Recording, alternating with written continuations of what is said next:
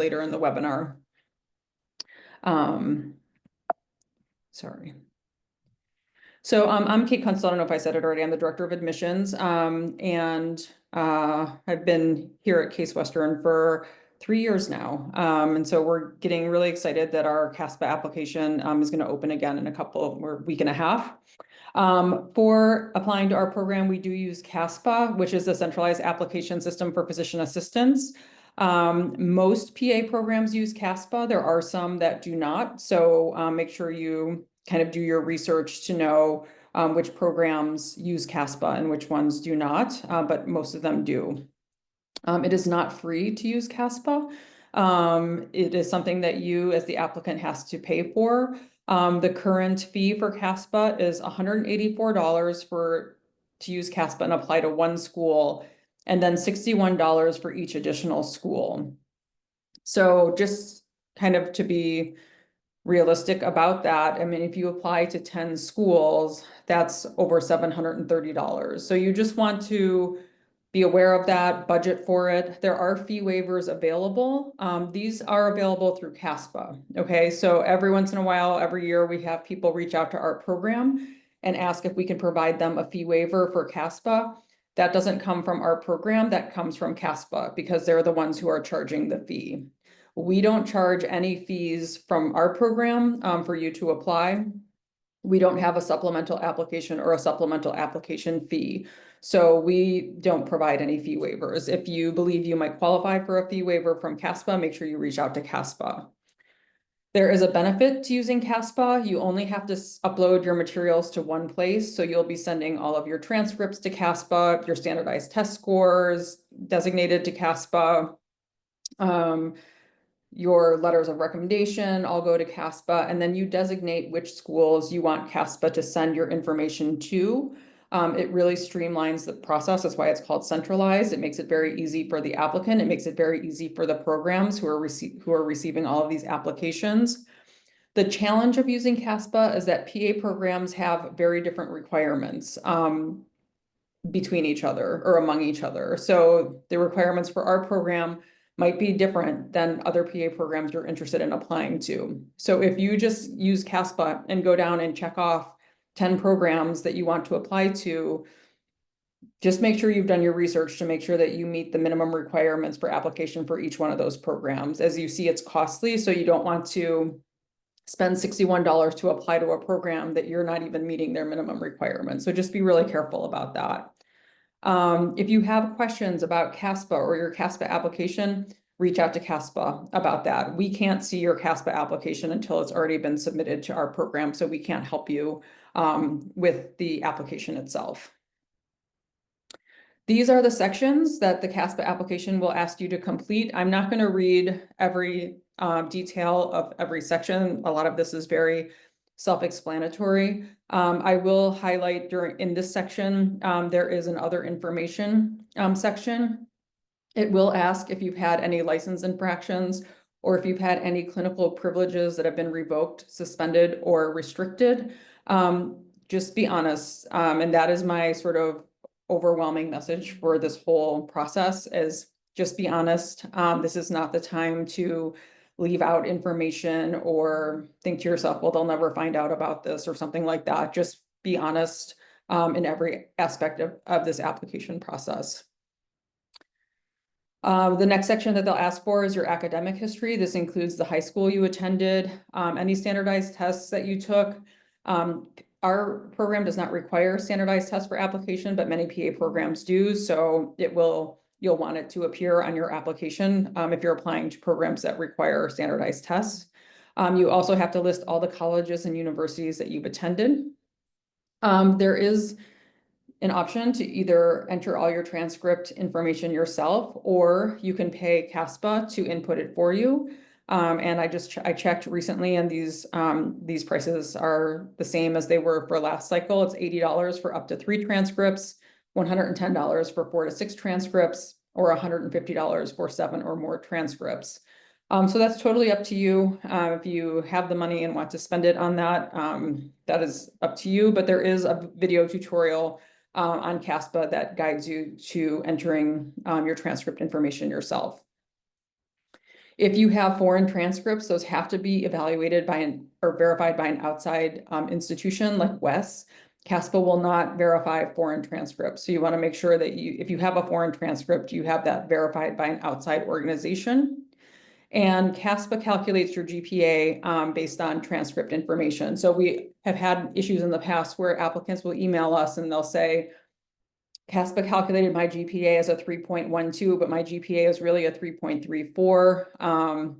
Again, like there is not anything that we as a program can do about that. You have to reach out to CASPA if you think that their calculation is not what it should be.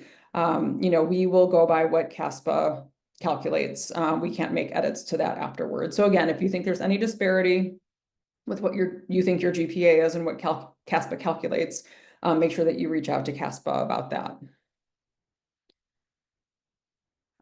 Some other section, the next section, supporting information experiences. There are several sort of subsections of this category.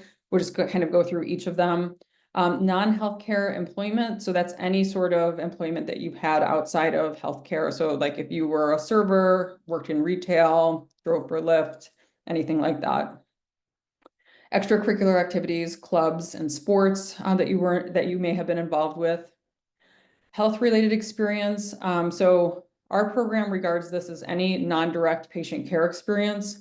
So for example, if you were somebody who worked in an emergency room setting and your job was to update the families about the status of their loved one who was being cared for, or you worked for a medical office and you worked at the front desk and your job was to make appointments or call patients or check them in when they came to their appointments, we would consider that health-related experience. You're working in a healthcare setting, but you're not really providing direct care to patients.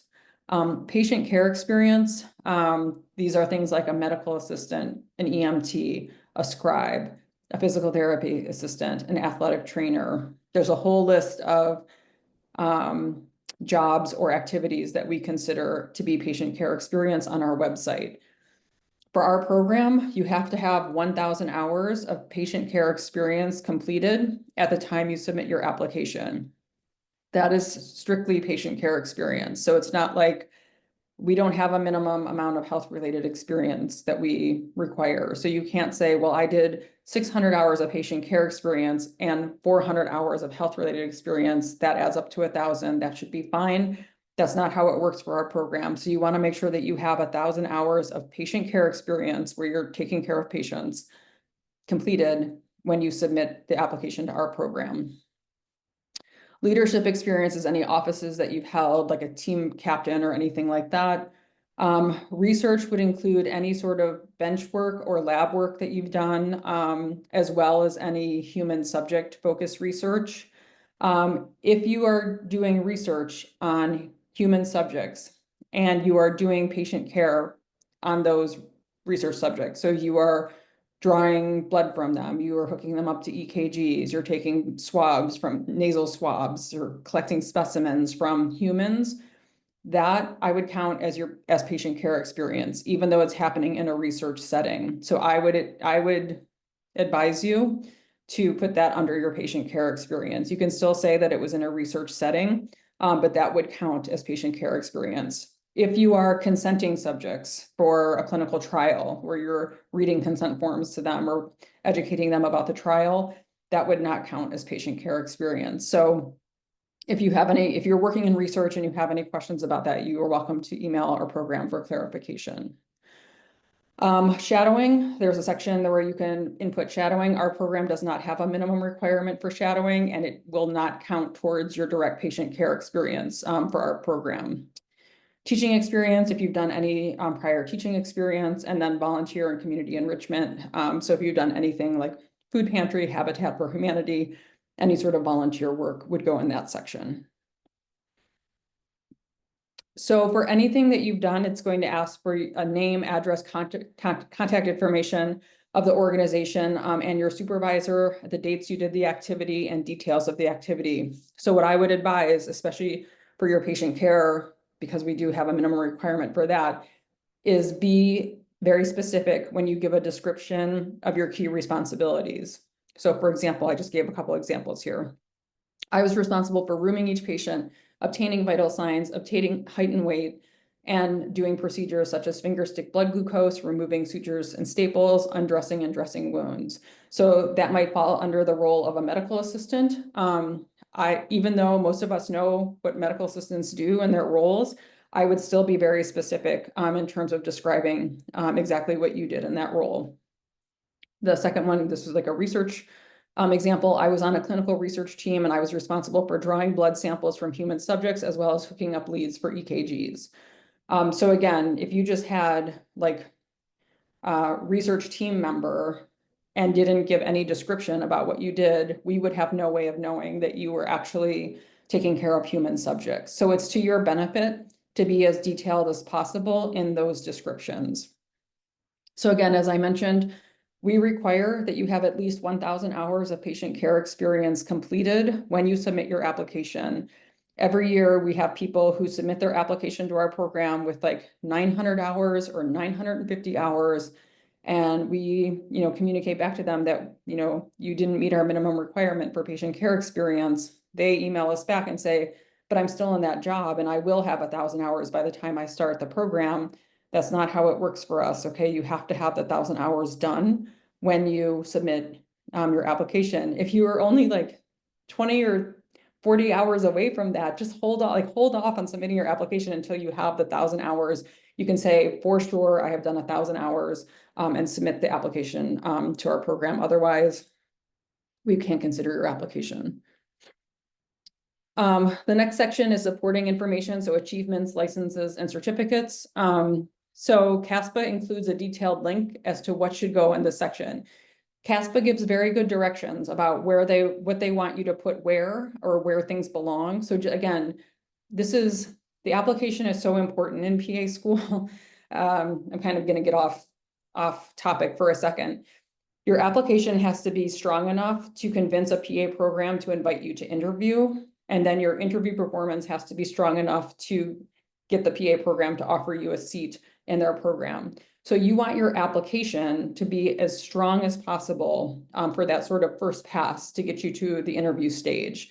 So I would take so much time doing this. I would read every instruction for every section of the application so that I am putting things where they're supposed to go, taking the time to do so that I can, again, if it were me, present the strongest application possible. So honors, awards, scholarships, and publications would go in this section. And then under licenses and certifications, if you do hold any professional licenses or certifications like basic life support, if you're a certified nursing assistant, anything like that would go into this section. So now your personal statement, and the prompt is the same every year. And it's in your own words, explain why you are interested in being a PA, and you have a 5,000 character limit. This to me is the most important part of your application. This is the part of your application, aside from your grades, like your GPA, you could say you have control over your GPA, but your GPA is already established, right? Usually by the time you're applying or you're towards the end of your undergraduate. So your GPA is pretty much what it's going to be by the time you're applying to PA programs. Your personal statement is something that you have control over. This is your opportunity to really tell us about yourself. I have read thousands of personal statements during my career as being the director of admissions. I was a director of admissions at another program 10 years before I came to CASE. So about 13 years of directing the admissions process, literally reading thousands of applications. And to me, the personal statement makes or breaks applications all the time. So our suggestion to you, be genuine and honest. This is not the time to inflate things. This is not the time to say you did something that you didn't actually do. So be genuine and honest. Make it personal. We are not looking for a rehash of your CV or resume. We're going to ask you to submit a resume with your application. We can read that. So we need you to tell us something that we can't just discern from reading your resume. Write the essay yourself. I know there's a lot of other options for that. You could hire somebody to write the essay for you. You could use AI to write the essay for you. I strongly advise against that. There's ways to find that out. So write it yourself. We want to hear from you, the applicant, but ask other people to proofread it. I would ask as many people as I could, can you lay eyes on my draft of my essay and give me any feedback, suggestions? Do you see any typos? Do you think this flows okay, or it's well organized? Do you have any suggestions for how I could maybe make it more organized? Is it compelling? I just read some guidelines recently from a medical school admissions person, and she said, your personal statement should make the reader feel something. So again, it's not just a culmination of facts. There should be something more to it. And again, genuine and honest about you, something that you think, if they only knew this about me, they would probably think I would make a good PA student or something like that. Triple check for any spelling or grammatical errors or typos. There should not be any errors in your personal statement. Be careful with abbreviations and avoid grammatical shortcuts. This is not texting. This is not, we all kind of do those things when we text, and that's how communication has gotten. This is not the place to do any sort of shortcuts. This is not the place to enter any emojis. I've actually seen that in personal statements. That is unprofessional. So please don't do that. Also be aware that the title of our profession is physician assistant or physician associate. It is not physician's assistant or physician's associate. There is no apostrophe S in our title. There are some programs who will just disregard your application if you don't get the name of our profession correct. So just be very mindful about that. Probably one of the most common essay topics that I have read over my course of time is an applicant might say, I tore my ACL while I was playing, insert the sport here, soccer, football, basketball, gymnastics, whatever. And a physician assistant was on the care team that took care of me for my torn ACL and helped me with my rehab. And that's why I want to become a physician assistant. That may be your genuine story. That's fine, but we need more than that. You have to tell us more than just a physician assistant took care of me and now I want to be a physician assistant. You have to dig a little bit deeper than that to give us a compelling reason of why you're choosing this path in terms of a career. There are a bunch of custom questions from CASPA. These are in this has nothing to do with our program. Like, we don't put these in there. These are on every CASPA application. They'll ask what cycle you plan to apply, if you live in a European Union country, gender identity, academic infractions. So again, be honest. If you have been on academic probation or anything like that, make sure that you are transparent about that in your application, as well as your criminal history. How did you hear about the PA profession? What was most influential in bringing you to the PA profession?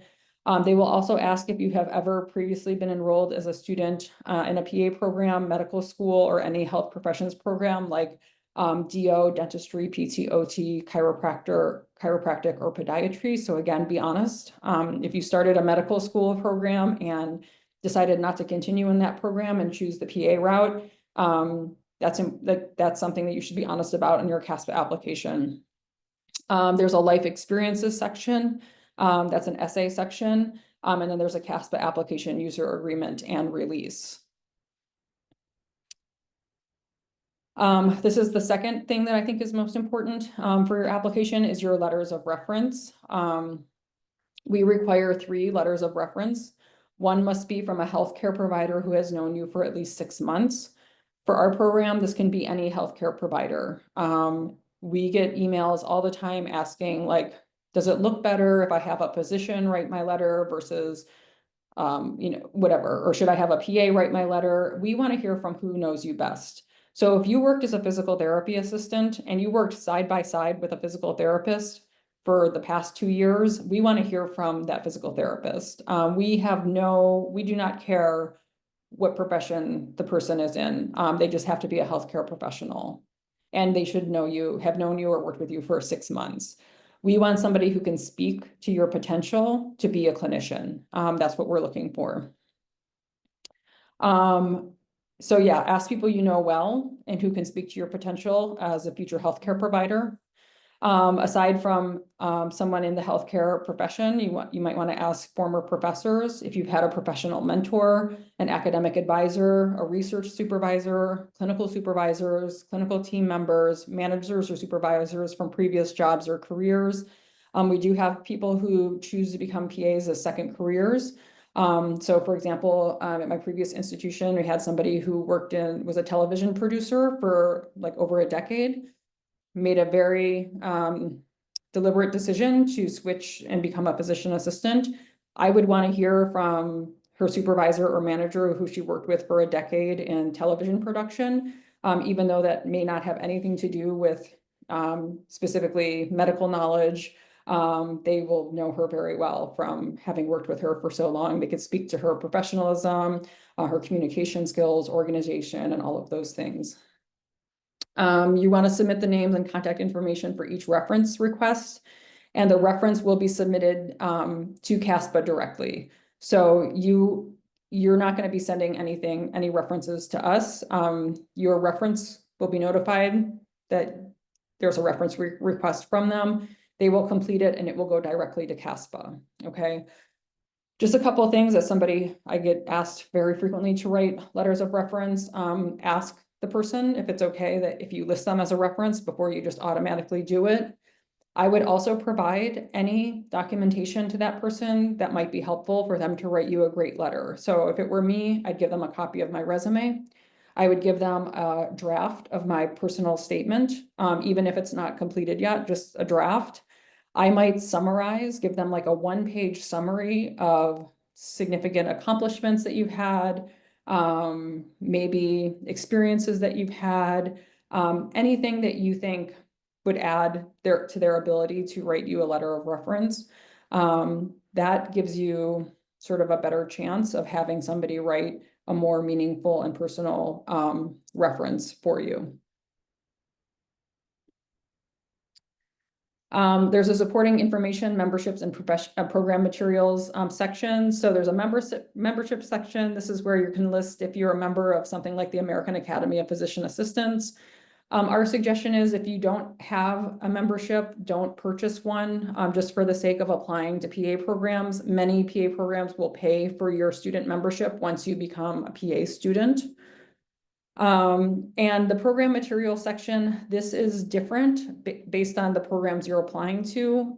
So you just want to be mindful of that. At Case Western Reserve University, we only require that you upload a CV or a resume. That is the only thing that we ask for in addition to your CASPA application. Other programs may ask for other documentation. So again, just be very mindful of that when you're looking at what different programs require. So in summary, make sure you read all of the instructions and requirements.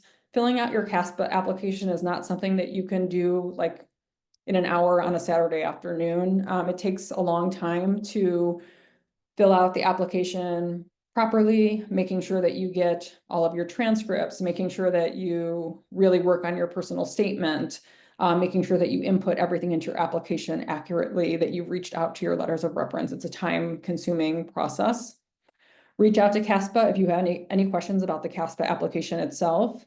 Again, make sure you budget not only your time, but also your finances. In addition to paying for applying through CASPA, the process is that you may be invited to interview at a PA program. Some programs do that remotely, so obviously that would pretty much negate the cost aspect of that. We don't interview remotely, we interview on site in person. So for example, we have many applicants from the West Coast who come to interview, so you have to budget in cost of travel, airfare, bus, train, depending on how you're going to get here, as well as lodging. So like probably a 1-night stay at a hotel. So again, just sort of think about this. Then the next sort of financial thing that comes into play is if you are accepted to a program, you generally have to make a seat deposit.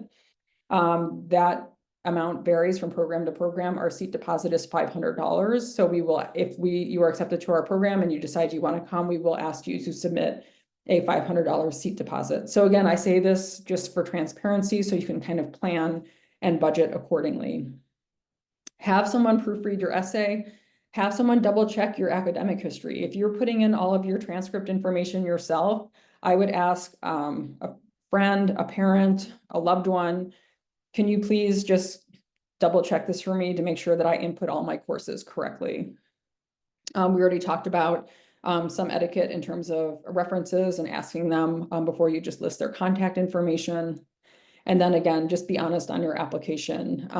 We do get notifications from CASPA when an applicant, it has been determined that they submitted some sort of false information on their application. And that happens every year. We get these notifications from CASPA, like this applicant's application is on hold due to false documents or something like that. Don't be that person. Just be honest. We have people who have had academic infractions who we've admitted to our program. We have people who have had, I forget what it's called. Like they did, they got into some sort of trouble. It wasn't necessarily academic, but some sort of trouble on campus in their residence hall or whatever. They disclosed that on their CASPA application. It does not prevent us from accepting the student into the program. So again, just be honest about it. Just be honest about everything on your application. We're going to switch to questions. I think before we do that, I'm going to ask if you're available, Adina, Karina, and Jason, to introduce yourselves. We do have our email alias paprogram@case.edu. We will only answer admissions or application related questions over email. So if you call us, we're not going to give you information over the phone. It's very important, especially with getting over 1,000 applications every year, that we have a record of what was discussed between our program and a potential applicant, so that if there's any question down the line, we can bring that conversation up and cross-reference the conversation. We also have an Instagram and LinkedIn account if you want to follow along with our program. So let's see here, who is on? Adina, do you want to go ahead and introduce yourself? Hello. Hi, can you introduce Hey, yourself? sorry, I think I was under a student view at first. My name is Adina Sasson. I'm the department assistant here for the physician assistant program. I work very closely with the admissions team. I might be on the other end of that PA program email that we use. We try to get to your questions as quickly as possible, just because I know that this process is, it can be stressful, and it takes a long time to fill out the application, like Kate said, and I know everybody wants to do their best. So we do try to answer questions as quickly as possible. And what else can I tell you? We are constantly checking the emails, so please send in your questions. We will get to them. And follow us on Instagram. We do post a lot there, and you can see posts of like what our current students are doing in the didactic year. We do a lot of fun stuff, and we look forward to reviewing all of your applications. Awesome. Thanks, Adina. And then Karina, I see that you're on. I don't know if Jason's on, but Karina, can you go ahead and just introduce yourself? Oh, and Jason, great. I'm here. My name's Jason. I'm one of the PA students here. And I'm Karina. I'm another PA student here. We're both first year students here. So Karina and Jason went through the application process not that long ago. So they are here to answer any questions that you might have that maybe they can address better than I went through the CASPA application process. I started my program in 2007, so it's been a while for me. So they might be able to give you a little bit more recent knowledge from their experience. So we'll go ahead. Logan, if you don't mind, we can go ahead and start doing some questions, and then the people who are asking questions, if you specifically want to ask a question to Karina and Jason, just let us know that, and I'll let them take those questions. Sure, and if it's okay with you, Kate, I think it would be really helpful to hear from Karina and Jason where they went to school, their major, maybe what they put in their application when it came to direct patient care hours, if you two feel comfortable sharing. For sure. So I went to Ohio State in Columbus, Ohio for undergrad. I was a health science major and I got my minor in biology. And for patient care hours, I was a tech on a floor for about 7 months, and then I transitioned to be an assistant in the operating room for about 2 years. And I did my undergrad at Northern Arizona University in Flagstaff, Arizona. Um, my patient care experience was mainly in as a physical therapy technician, and then I did about a year of full-time medical assisting once I graduated.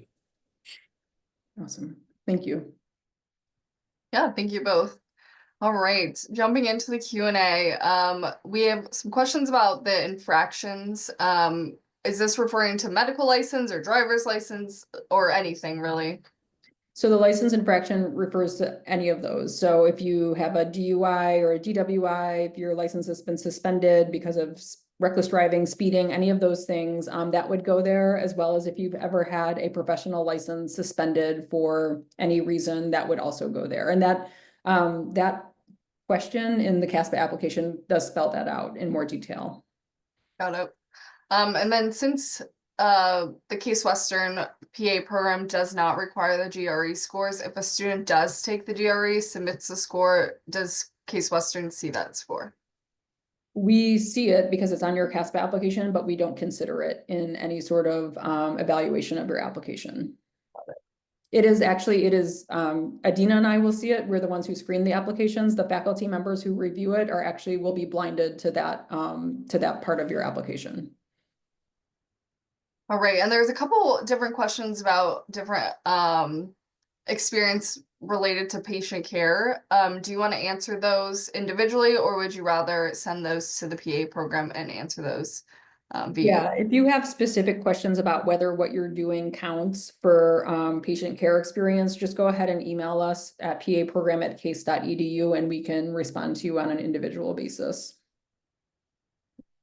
All right, and then when it comes to letters of recommendation, 3 are required. If students have more than one, are those reviewed as well?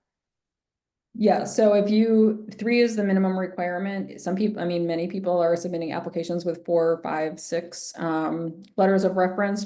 We will read whatever reference letter is there. There are 2 components for the reference. One is a sort of numerical score, sort of scoring different aspects of either your accountability, different characteristics, things like that. And then there's the written letter. And we will look at any reference that is submitted for you. So I would be cautious about that because you might get 3 really excellent letters of reference, and then you asked somebody because you thought you should get more. You asked somebody maybe who doesn't know you very well or didn't write a great letter, and now we are looking at that letter as well. So sometimes more isn't better. So just kind of keep that in mind. We'd rather hear from 3 people who know you extremely well than submitting 6 letters of reference and a couple of those people barely know you and don't really write a good reference. Got it. And then do any of those letters of rec have to come from somebody specific, like an advisor, or can they all be from like clinical supervisors, team members? Yeah, I mean, the only stipulation we have about that is that one has to come from a healthcare professional who has known you for 6 months. Outside of that, it can be from anybody. Got it. All right.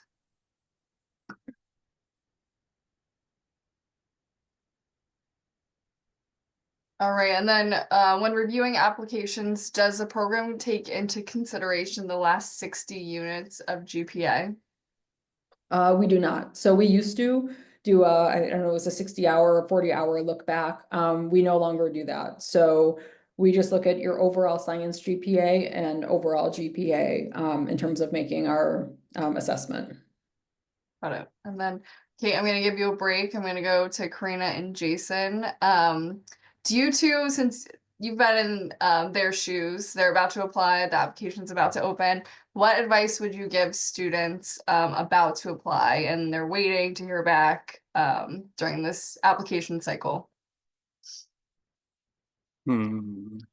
So my biggest advice would be to start getting your stuff together as soon as possible. If you do have all of your things in CASPA, sometimes I've known like people kind of end up waiting for like those letter of recs or anything. So like make those connections, get those letters, like have that all set up. So when the application cycle is open, it's like a really easy transition for you. You can apply as soon as you can. And I think that's will set you up for a lot of success. Another thing, like from personal experience that I've gone through is like take it seriously. I don't think I took my CASPA application as seriously as I should have. And because of it, I had to go through multiple application cycles. So just putting your head down and doing it well the first time is going to save you so much time and money in the future. And also be patient too. Like you'll get a bunch of different answers at a lot of different times. So like don't get discouraged if you don't hear back within like the first month you submit. Like just be patient. It will work out. It takes a while. Don't like it, just is what it is. You Yeah. just kind of gotta hopefully forget about it and hope that you get some good feedback. Awesome. And then I'll stick with you too. Another question. What is the most exciting part about being a PA student at Case Western? And then I'll wait, we'll let you answer that and then I'll ask the second part. So what, Go ahead. no, most exciting part. I mean, interviewing here, like the opportunities of like being able to work at the Cleveland Clinic and university hospitals and Metro is really enticing. We have a lot of really great resources available to us, which made the program stand out. The faculty here is amazing. They're all great and they really show that they care for us as students. Yeah, I totally agree with that. The resources here are amazing.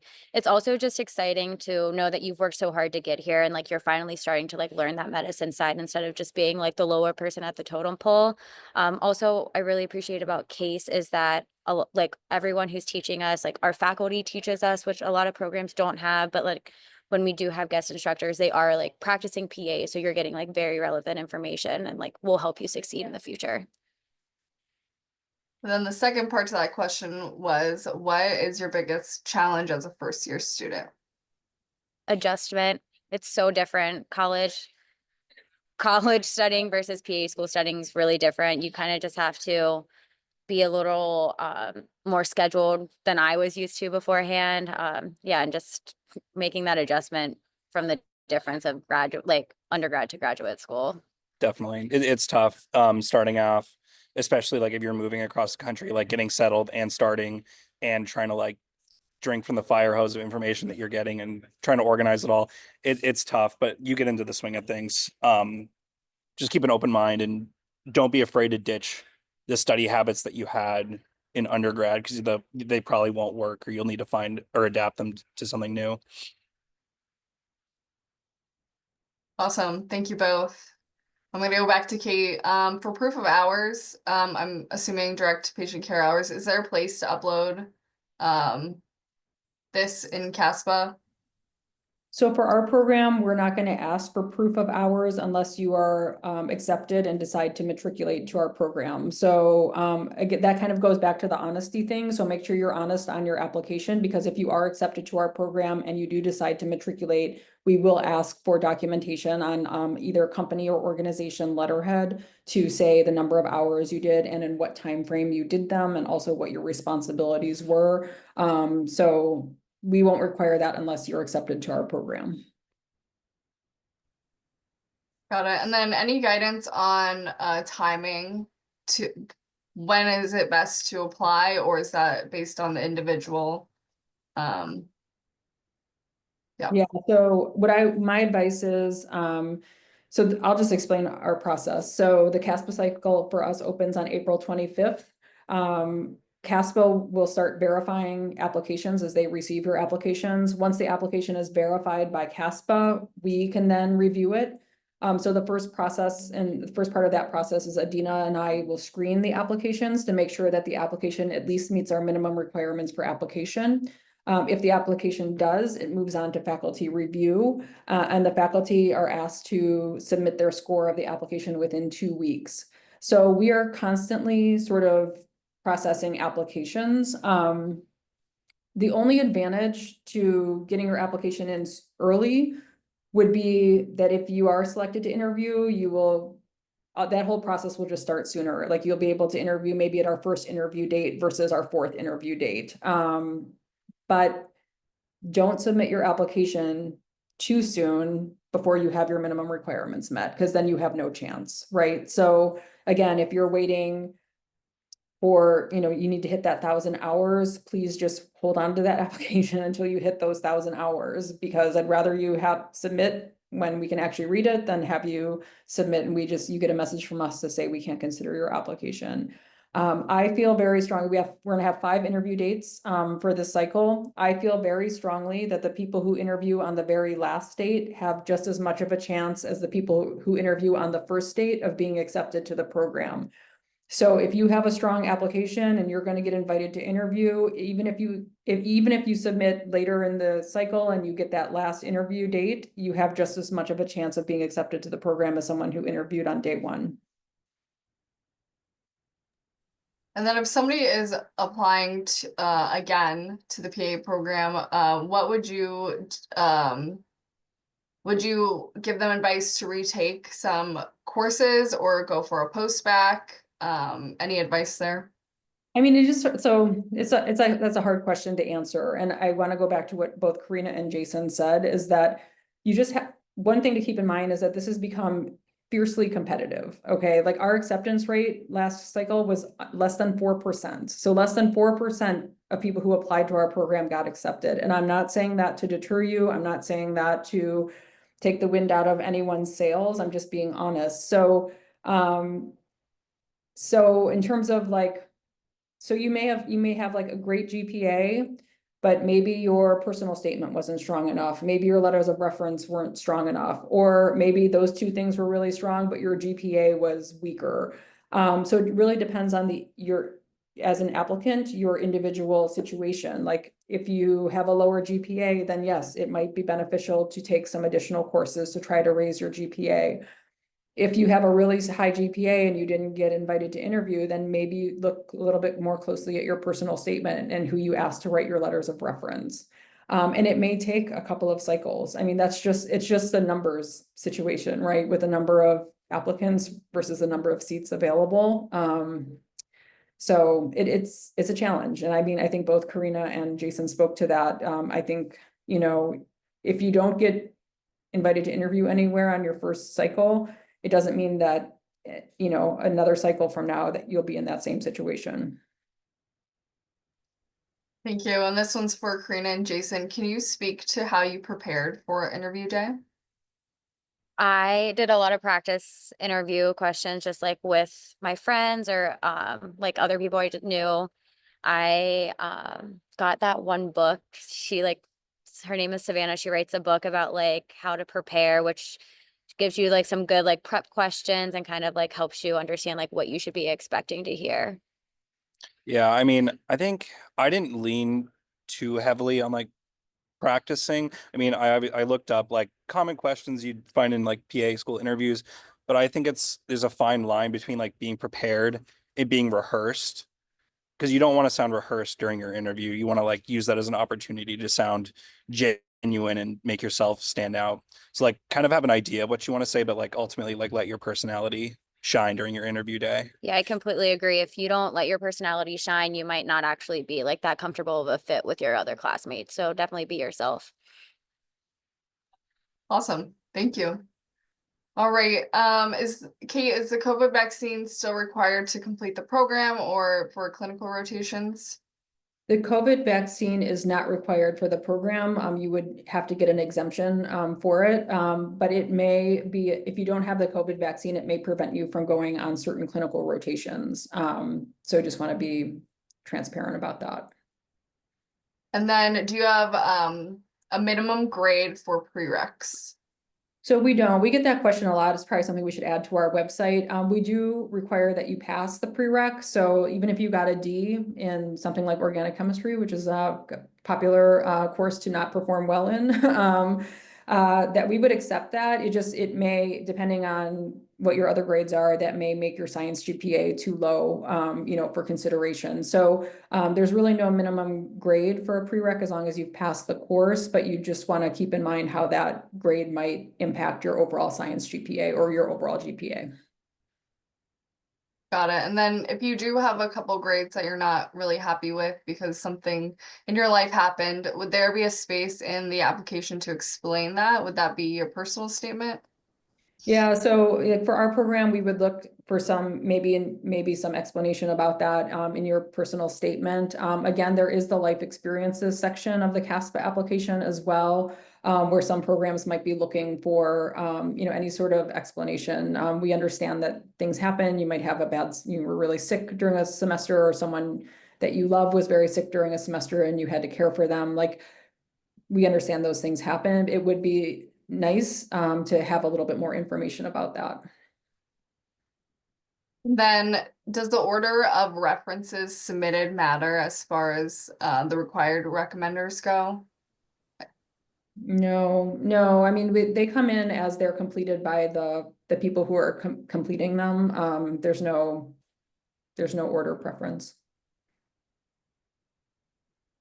All right, for Karina and Jason, any tips on writing your personal statement? Yes. As somebody that didn't have like a great personal statement, like my first two applications, I really had to like buckle down and revise it. I don't know who I heard this from, but I got the advice from somebody else, like, don't use your personal statement as an opportunity to like flex your medical knowledge. Like, the programs see that you're really smart people and that you have like what it takes to pass in a program like this, and they'll ultimately teach you what they want you to know, what they think is going to help you pass classes. So like, use it as an opportunity to talk about yourself and your life experiences, and not like how much you know. Like, you're obviously smart people. Yeah, I completely agree. As Professor Kunstler said, it is a story. Like, this is your time to show the program like who you are, and like they see that you did all of their prereqs. They see the education you've had. So like, now like tell your story, how you got here, why you want to be here. And yeah, it will make you way more memorable than just putting like, I was an MA and I did X, Y, and Z. Like, make it your story. And don't be afraid to like be vulnerable in your personal statement. Like, you can be personal, talk about like, the nitty-gritty parts of like things that you find appropriate and want to share, that things that you think are going to help your chances of being understood and accepted by a program. Great, thank you both. This year, when does the application cycle open for CASPA? April 25th. Awesome. And then is that the same year over year, or it's always around the same time? The last Friday in April every year.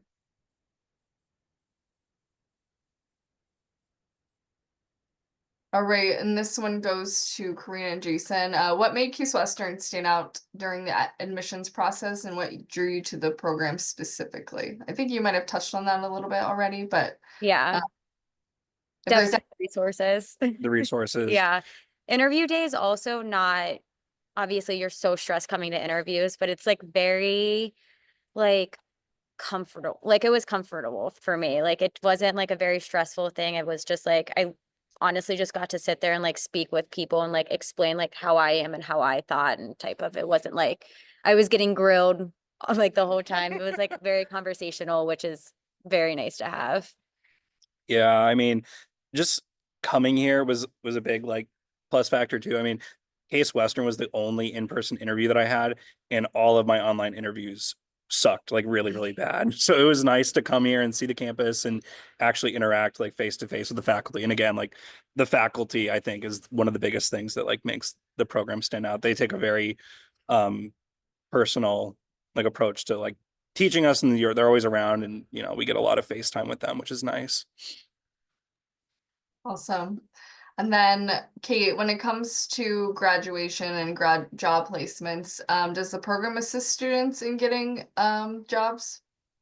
So every student has an advisor. I'm actually Karina's advisor, a faculty advisor who will be with the student for the whole 27 months of the program. And like, for example, right, Karina's in her first year, but the students that I advise in the second year of the program who are getting ready to graduate in August, like right now I'm doing resume review with all of them, as well as reviewing their cover letters and giving them feedback on that.